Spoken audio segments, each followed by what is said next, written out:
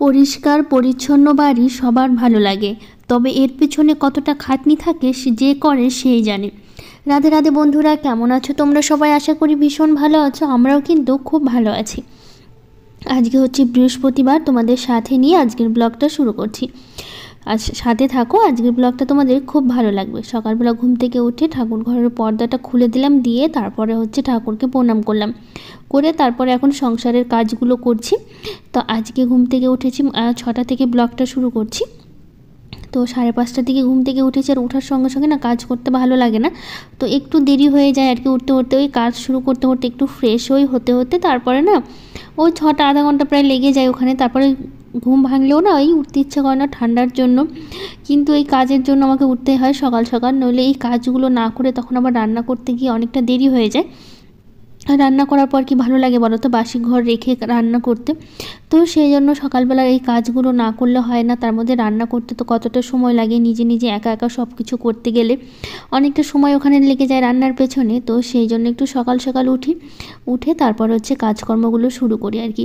ঠান্ডার সময় উঠতে একটু কষ্ট লাগে ঠিকই, কিন্তু কি করব বলো, এই কাজগুলো না করলে হয় না। তার জন্য সেই সকালবেলা উঠতেই হয় আমাকে, তারপরে কাজ শুরু করতে হয়। এই সকাল সকাল উঠলে একটা সুবিধেও আছে, তারপরে তো সেই আর সারাটা দিন কোনো কাজ থাকে না, মানে দুপুরের পর থেকে আর কোনো কাজই থাকে না। তো সেই জন্য ভালোও লাগে। তো এইদিকে বাবানের বাবা দুজনেই উঠে পড়েছে। অনেক সময় কি করে বলো তো, এই সময়টা উঠতে চায় না, এত সকালবেলা শুয়ে থাকে বাবা ছেলে মিলে দুজনে। তো আজকে আবার দেখি উঠে পড়েছে, তো ভাবলাম উঠে পড়েছে যখন তাহলে একবারই বিছানাটা গুছিয়ে ঘরটা ঝাড় দিয়ে নিই। নইলে এই ঘরটা ঝাড় দেওয়া হয় কিন্তু বিছানা গোছানোটা পরে হয়, কারণ ওই যে বাবা ছেলে সেই উঠতে চায় না, শুয়েই থাকে। তো আজকে যেহেতু উঠে পড়েছে, তো ভাবলাম তাহলে একবারে সব কাজগুলো করা হয়ে যাবে, বেশ ভালোও হবে। তো সেই জন্য একবারে সবটা করে নিচ্ছি আর কি। তো এইদিকে দেখো বিছানাটা গুছিয়ে নিচ্ছি আমি। তো তারপরে হচ্ছে বিছানাটা গুছিয়ে ঘরটা হচ্ছে ঝাড় দেবার। আজকে তো বৃহস্পতিবারের পুজোটা অনেকটা সময় লাগবে, তো সেই জন্য পুজোর অনেক কিছু সময়ও লাগে, আর অনেক কিছু লেগেও যায়। আজকে অনেক কিছু গোছানোরও ব্যাপার থাকে, তো সেটাও করতে হবে আর কি। তো আজকে ভাবছি হচ্ছে একবারে মানে বাসি কাজগুলো সারবো, সেরে তারপরে হচ্ছে একটু ফ্রেশ হয়ে নিয়ে তারপরে কাপড়টা চেঞ্জ করে আজকে ঠাকুর ঘরের বাসনগুলো মেজে নেবো। যেহেতু সকাল সকাল উঠেছি তো কাজটাও তাড়াতাড়ি হয়ে যাবে, আর হাতে অনেকটা সময়ও থাকবে। তো সেটাই ভেবে রেখেছি যে এটাই করবো আজকে পুজোর বাসন মানে মাজবো, তারপরে হচ্ছে রান্নাটা ঘরে যাব, রান্না বসাবো। তো বাবানের বাবা দুজন তো উঠে পড়েছে, তো ওরা তো বাইরে ব্রাশ করছে। তো এইদিকে হচ্ছে শাশুড়ি মা উঠেনি এখনও, শাশুড়ি মার উঠতে সময় লাগবে। আর তোমাদের তো বলা হয়নি যে গোপাল পুজোর দিন কিন্তু শাশুড়ি মা এসছে। আসলে ওই দিনে তো শ্বশুরবাড়িতে পুজো হয়েছিল, তো ওইদিকে পুজো শেষ হয়ে গেছিলো তাড়াতাড়ি, যেহেতু ওরা ছোটো করে করেছিল, ওজন ডাকেনি। তো সেই জন্য আর কি পুজো সেরে তারপরে তো বাবানের পাপা আবার মানে ওই বাড়িতে পুজো শেষ হয়ে গেছিলো, আর আমাদের তো সকাল সকাল আমাদেরও হয়ে গেছিলো। তারপর আবার বাবানের বাবা গিয়ে শাশুড়ি মাকে কিন্তু গিয়ে নিয়ে এসছে। তো আমাদের এখানে আপাতত এখন আছে, তো সেই জন্য তোমাদের আর বলা হয়নি। তো ভাবলাম আজকে হচ্ছে বলে দিই। তো যেহেতু শাশুড়ি মাকে ব্লগে দেখানো হয় না, তাই তোমাদের হয়তো চোখে পড়ে না, তো সেই জন্য ভাবলাম হচ্ছে বলে দিই। তো এইদিকে দেখো আলনাটা একটু গুছিয়ে নিলাম, কয়েকটা জামা কাপড় একটু অগোছালো ছিল, তো সেই জন্য আলনাটা গুছিয়ে নিয়ে তারপরে চলে আসলাম এখন ডাইনিংয়ে। তো এখন ডাইনিংটা ঝাড় দিচ্ছি, আর শাশুড়ি মা একটু দেরি করে ঘুম থেকে উঠছে, যেহেতু ওনার উঠতে উঠতে 8টা 8:30 বেজে যাচ্ছে ঠান্ডার জন্য। আর বয়স হলে তো এমনিতে মানুষের ঠান্ডাটা বেশি লাগে, আমাদের তো এমনিতেই ঠান্ডাটা বেশি লাগে, তার মধ্যে বয়স হলে দেখবে অনেকটা কিন্তু ঠান্ডাটা কিন্তু বেশি লাগে মানুষের, একদম বাচ্চাদের মতো, বাচ্চাদের যেরকম লাগে তো সেরকম কিন্তু বয়স হলে কিন্তু ঠান্ডাটা একটু বেশিই লাগে। তো সেই জন্য হচ্ছে শাশুড়িমা অনেকটা দেরি করে উঠছে। তো স্নানও রোজ দিন করছে না, একদিন পরপরই স্নান করছে, গরম জল করে দিচ্ছি, তারপরে একদিন পরপর স্নান করছে, রোজ দিন স্নান করছে না। তো সেই জন্য হচ্ছে এইদিকে দেখো, এই যে দেখো তোমাকে তো বলতে বলতে আজকে শাশুড়ি মা কিন্তু ঘুম থেকে উঠে পড়েছে তাড়াতাড়ি, তোমাদের বললাম না 8টার সময়, তো আজকে আবার তাড়াতাড়ি উঠেছে। ওই যে বাবানের বাবা নিয়ে আসছে বাইরে আর কি, তো মুখ টুক ধুয়ে নিয়েছে, হাত মুখ ধুয়ে এনে তো এখানে বসাবে আর কি। তো এই সকালবেলা করে একটু রোদ্রু পায় আর কি, মানে আমাদের দরজার সামনে না সকালবেলা কিন্তু বেশ সুন্দর রোদ লাগে আর কি, একটু রোদ উঠলে না সুন্দর রোদ লাগে। তো সেই জন্য সামনেখানে বসিয়ে দেয় একটু চেয়ারে আর কি, একটু রোদ তাপে। তো সেই জন্য বাবানের বাবা নিয়ে আসছে ধরে ধরে, যেহেতু হাঁটতে পারে না একা একা, তো সেই জন্য ওনাকে ধরে ধরেই নিয়ে আসতে হয়। তো মাঝে মধ্যে তো আমি নিয়ে আসি, যেহেতু আমি কাজ করছি দেখি বাবানের পাপা নিয়ে যাচ্ছে, তো বাথরুমে নিয়ে যাওয়া, স্নান করানো সবটাই ধরে ধরে নিয়ে যেতে হয়। তো সেটা আমি করি, আর এদিকে আমি কাজের জন্য ব্যস্ততার জন্য সকালবেলা নিয়ে এসে বসাতে পারলাম না, তো বাবানের পাপা করছে আর কি। দুজনে মিলেঝুলে করে, যদি একার উপরে চাপটা ফেললে তো হবে না, দুজনকে মানে মিলেমিশে কাজগুলো করতে হবে। তো দেখাশোনাটা দুজনে মিলেই করি আর কি, যেহেতু ওই একাই করে সেটা না, বা আমি একা করছি সেটা না, দুজনে মিলেই করি যাতে হচ্ছে সুবিধা হয় আর কি, দুজনেরই সুবিধা হয়। তো যেহেতু আমি এদিকে কাজে ব্যস্ত থাকলে ওই করে, নইলে হচ্ছে ওই যখন বাড়িতে থাকে তখন তো আমাকেই সবটা করতে হয়, যেহেতু 10টার পরে তো আর ওই থাকে না, 10টার পরে চলে যায় স্কুলে, সে আস্তে আস্তে বিকেল 4টে 5টা বেজে যায়। তো মাঝের টাইম যা যা প্রয়োজন সবটা তো আমাকেই দিতে হয়। তো তারপরে বাবা এসে কিছুটা করে, তো আমি কিছুটা করি আর কি, এভাবেই চলে, দুজনে মিলেমিশে কাজ করতে হয়, কারণ বাড়িতে দুজনই আছি, তো দুজনে মিলেমিশে না করলে কী করে হবে বলো। তো আজকে বৃহস্পতিবার দেখে তারপর ভাবলাম কি আজকে তুলসী মন্দিরটা একটু মুছে নিই, যেহেতু বৃহস্পতিবার করে মুছে নিই, তো মোছা ছিল, যেহেতু এখানে পায়ের পা তো আর পড়ে না, তো সেই জন্য যেরকমভাবে মুছে রাখি সেরকমভাবে অনেক দিনই চলে যায়। তো ভাবলাম আজকে বৃহস্পতিবার থেকে মুছে নিই, আর দেখতে কিন্তু বেশ সুন্দর লাগছে মোছার পর কিন্তু। তো তোমাদের বললাম না আজকে বাসনগুলো মেজে নেবো পুজোর আগে, তো ভাবলাম পুজোর বাসন ঠাকুরঘরটা মুছে সব কিছু রেডি করে রাখি আর কি। তো সেই জন্য পুজোর যা যা বাসন, আর তো এই পুজোর বাসন একটু বেশি হয়ে যায় আর কি, বৃহস্পতিবার করে প্রদীপ ধূপাসি এগুলো থাকে, তারপর ঘটগুলো থাকে, তো সেই জন্য পুজোর বাসনও কয়েকটা হয় আর কি, বেশি হয়। অন্য দিনের তুলনায় তো রোজ দিন তো সেই থালা আর হচ্ছে গ্লাসগুলোই থাকে, এই বৃহস্পতিবার করে কয়েকটা বাসন একটু বেশি হয়। তো যাই হোক, পাপড়ি কিচেন অ্যান্ড ব্লগ থেকে দিদিভাই বলেছে, কেমন আছো দিদিভাই? আমি তো খুব ভালো আছি, আর তুমি কেমন আছো সেটা কিন্তু অবশ্যই আমাকে জানিও। আর বলেছে সয়াবিন রান্না আর বেগুন ভাজা অসাধারণ হয়েছে, আর আমার বেগুন ভাজি আমার কিন্তু ভীষণ প্রিয় দিদিভাই। তো আমারও তো ভীষণ প্রিয়, আমি সেদিন বলেছিলাম ব্লগে। তো আমারও না বেগুন ভাজা খেতে দারুণ লাগে, সবথেকে বেশি শীতের সময়ের বেগুনগুলো হয়, সেটা কিন্তু গরমের সময় অতটা ভালো লাগে না, যেহেতু গরমের সময় না শীতের দিনের মতো বেগুন ঠিক পাওয়া যায় না, কিন্তু এই শীতের দিনে বেগুন ভাজা খেতে আমার তো ভীষণ প্রিয়, মানে বেগুন ভাজা হলে আমার আর কিছু লাগে না, বেগুন ভাজা দিয়ে মনে হয় যেন এক থালা ভাত খেয়ে নিতে পারবো, মানে তার জন্য সেই লাগে খেতে আর কি। তো ওইদিকে দেখো রান্নাঘরটা, তো মানে রান্নাঘর বলছি সরি, মানে ঠাকুরঘরটা পরিষ্কার করে বাসন মেজে দিয়ে চলে আসলাম রান্নাঘরে।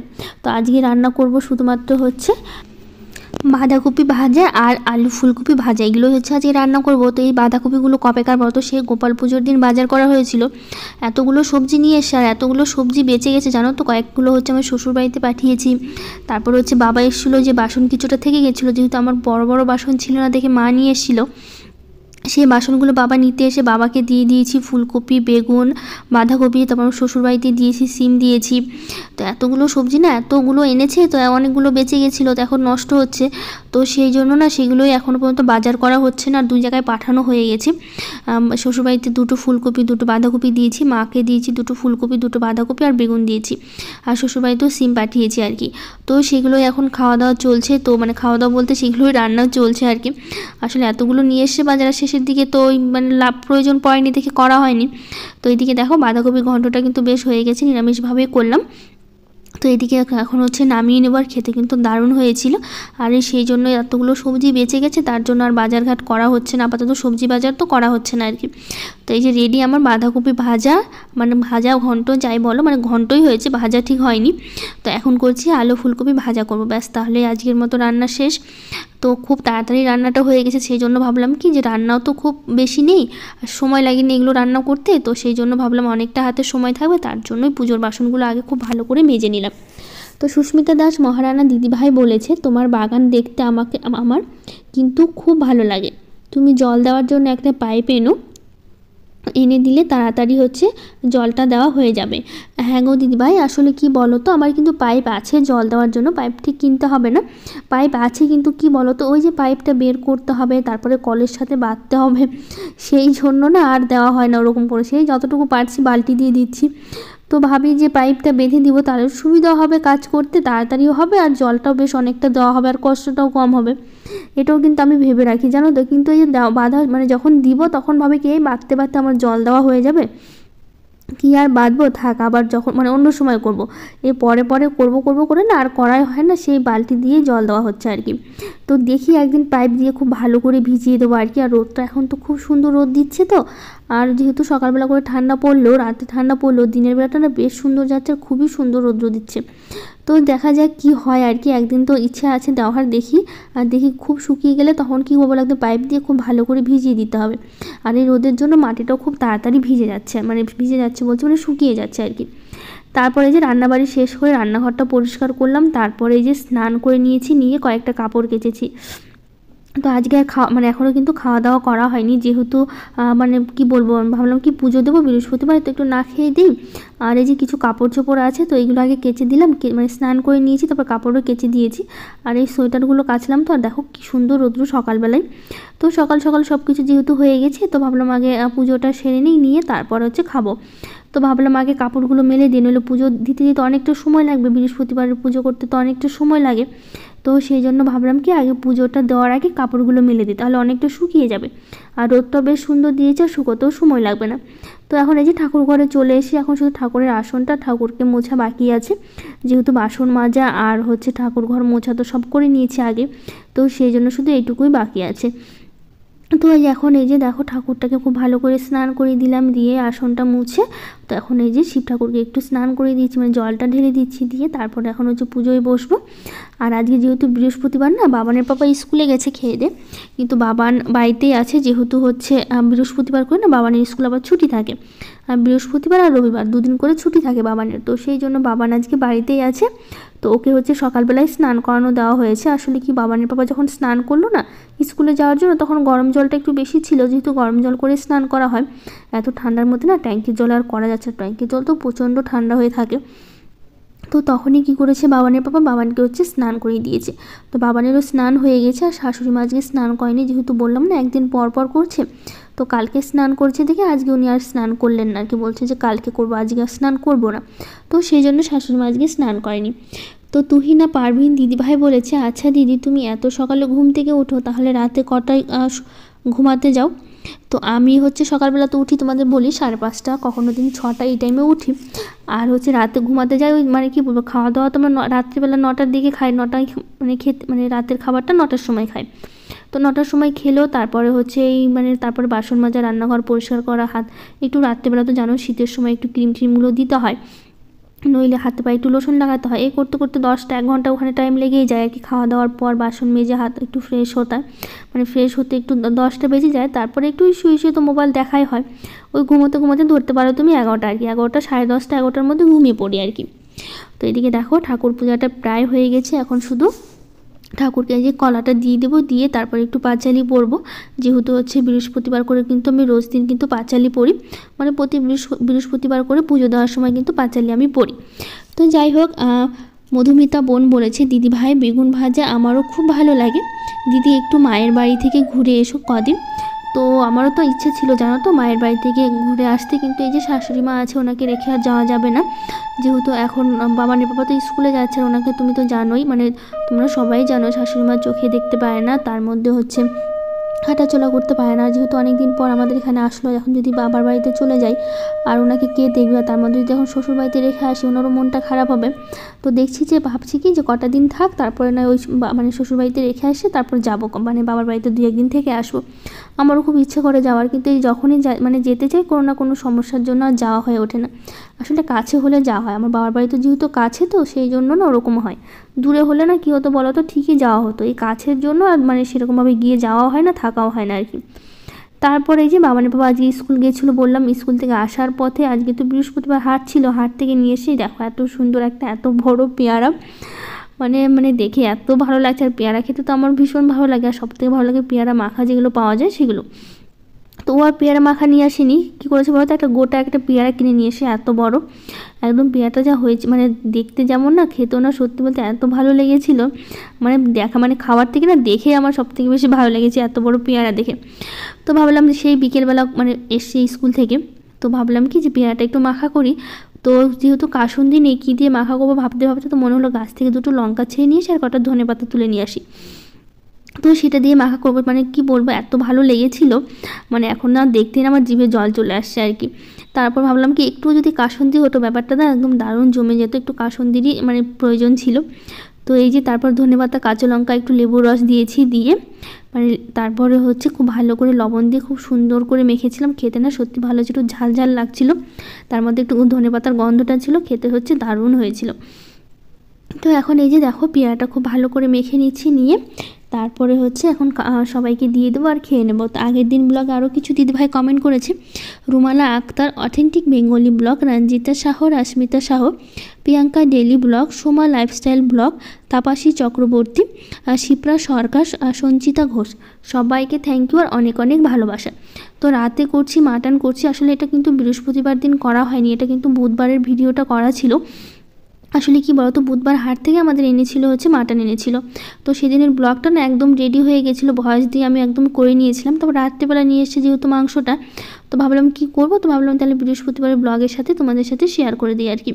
আসলে ওই মানে সেদিন তো ব্লগটা একদমই কমপ্লিট হয়ে গেছিলো, তারপরে তারপরে তো আর দেওয়া যায় না ভিডিওটা, তো সেই জন্য ভিডিওটা করে রেখেছিলাম, ভাবলাম বৃহস্পতিবারের ব্লগের সাথে তোমাদের সাথে শেয়ার করে দেবো আর কি। তো যাই হোক, এখন দেখো এই যে রান্না করছি, এদিকে মশলাটা সব রেডি করে নিয়েছি, নিয়ে তারপরে এই যে ভাতটা বসাইছি। মানে চালটা এত বেশি কেন বলো তো, তোমরা ভাবতে পারো যে রাতে একবারের জন্য এতগুলো চাল কেন। আসলে আমার যা আর দেওয়ার দুজনকেই আসতে বলেছিলাম, যেহেতু মাংস এনেছে তো বললাম ওদেরকে আসতে বলেছিলাম, তো ওরাও এসেছিলো, যা এসেছিলো, দেওয়ার এসেছিলো, তারপরে হচ্ছে শাশুড়ি মা, আমি আছি, বাবান আছে, বাবানের পাপা আছে, তো সবার কথা ভেবেই আর কি চালটা নেওয়া আর কি। তো যাই হোক, ওরা রাত্রিবেলা এসে খেয়ে দিয়ে তারপর আবার চলে গেছিলো আর কি, থাকেনি। তো সেই জন্য এই যে দেখো এদিকে পেঁয়াজটা কুচি করে নিয়েছি, সব মশলাগুলো এখন একটু কষিয়ে নেব। তো তারপরে হচ্ছে এই যে এদিকে হচ্ছে আমি পেঁয়াজ কুচি দিয়ে তারপর একটু হালকা একটু ভেজে নেব, ভেজে নিয়ে তারপরে দিয়ে দেবো এর মধ্যে মশলাটা, যেগুলো মশলাটা আমি বেটে রেখেছিলাম, দিয়ে তারপরে খুব ভালো করে কষিয়ে নেব। এর মধ্যে লবণ হলুদ দিয়ে দিয়েছি আমি, দিয়ে তারপরে দেখো এখানে অনেকটাই কষানো হয়ে গেছে, তো একটু কষিয়ে নিয়ে তারপরে এর মধ্যে দিয়ে দেবো হচ্ছে মাংসগুলো দিয়ে দেবো। তো এই মাংসগুলো না মানে কি বলবো, খাসির মাংস, একটা কথা মনে পড়লো মাংস দেখে, আমি কিন্তু কখনোই বিয়ের আগে কিন্তু খাসির মাংস খাইনি। মানে আমি খেতে খুব পছন্দ করতাম না, মানে একদমই মানে কি বলবো, এত গন্ধ লাগতো খাসির মাংসতে, মানে আমি কখনো খাইনি বলতে পারো, বিয়ের আগে কখনোই মানে খাওয়া হয়নি। আমি কিন্তু মানে কি বলবো, বিয়ের পরে প্রথম আমি খাসির মাংস খাওয়া শিখেছি আর কি আমার বরের থেকে। মানে এত জোর করে আমাকে খাওয়াতে, একটু একটু করে খাওয়াতে খাওয়াতে এখন মনে হচ্ছে যে পোলট্রির মাংস থেকে খাসির মাংসটা বেশি ভালো লাগে খেতে। বিয়ের আগে কখনো খাওয়া হয়নি, আসলে এত গন্ধ লাগতো তার জন্য। তো বিয়ের পর আমার শ্বশুরবাড়িতে আবার পোলট্রির মাংসটা খুব কম খায়, খাসির মাংসটাই বেশি খায়। আর আমার বর তো আবার পোলট্রির মাংস খায়ই না, তো ও শুধু মাংসের মধ্যে একমাত্র খাসির মাংস আর কি, পোলট্রির মাংস কখনো খায় না, সেই ছোটো থেকেই পোলট্রির মাংস খাওয়া বাদ দিয়ে দিয়েছে। তো পোলট্রির মাংস যেদিন দেখো ভাববা মানে মানে কী বলবো, আমার জন্য আর বাবানের জন্যই নিয়ে আসে, ও তো খায় না, তো সেই জন্য আমাদের দুজনের জন্য মাঝে মধ্যে একটু করে পোলট্রির মাংস নিয়ে আসে আর কি। তো এখন দেখো মশলাটা দিয়ে খুব ভালো করে কষিয়ে নিয়েছি, মাংসটা কষিয়ে নিয়ে তারপরে প্রেশারে দিচ্ছি। আসলে আমরা কিন্তু প্রেশারে ছাড়া বাবানের পাপা আবার খাসির মাংসটা খেতে পছন্দ করে না, তো সেই জন্য প্রেশারে দিতে হয়। তো এইদিকে দেখো অনেকটা সিটি দিয়েছি, 5টা সিটি দিয়েছি, দিয়ে তারপর হচ্ছে যে মাংসটা নামিয়ে নিয়েছি। এখন এর ওপর দিয়ে দেবো গরম মশলা আর একটু মিট মশলা দিচ্ছি, দিয়ে তারপরে কিছুক্ষণ নেড়ে চেড়ে নামিয়ে নিলেই, মানে গ্যাসটা অফ করে দিয়েছি, তারপরে হচ্ছে একটু নেড়ে চেড়ে নেবো, নিয়ে তারপরে হয়ে যাবে। মানে দেখতে কিন্তু দারুণ হয়ে এসছে কালারটা দেখো, আর খেতেও কিন্তু সত্যি একদম একটু ঝাল ঝাল হয়েছিল, খেতেও কিন্তু বেশ ভালো হয়েছিল। তো একটু বড় বড় সাইজের আলুগুলো দিয়েছি। তো যাই হোক, আজকের ব্লগটা এখানে শেষ করছি। ভালো লাগলে লাইক শেয়ার কমেন্ট করে আমার চ্যানেলটাকে সাবস্ক্রাইব করে দিও।